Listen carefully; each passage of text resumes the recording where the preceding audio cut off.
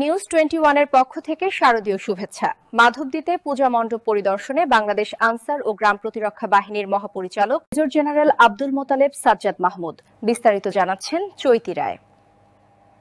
নরসিংদীর মাধবদীতে শ্রী শ্রী গৌর নিতাই আখড়াধাম সর্বজনীন দুর্গা পূজা মণ্ডপ পরিদর্শন করেন বাংলাদেশ আনসার ও গ্রাম প্রতিরক্ষা বাহিনীর মহাপরিচালক মেজর জেনারেল আব্দুল মোতালেব সাজ্জাদ মাহমুদ।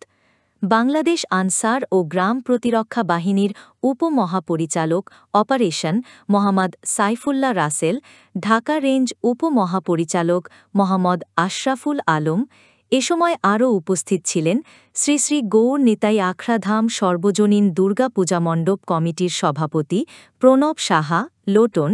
এর সভাপতিতে বিশেষ অতিথি হিসেবে উপস্থিত ছিলেন নরসিংদী জেলা প্রশাসক আনোয়ার হোসেন, জেলা পুলিশ সুপার মেনহাজুল আলম, বাংলাদেশ আনসার ও গ্রাম প্রতিরক্ষা বাহিনীর জেলা কমান্ড্যান্ট এস.এম. আক্তারুজ্জামান, নরসিংদী জেলা বিএনপির যুগ্ম সম্পাদক ইঞ্জিনিয়ার মফুজুল ইসলাম, প্রশিক্ষণ বিষয়ক সম্পাদক আনোয়ার হোসেন আনু সহ পূজা কমিটির নেতৃবৃন্দ।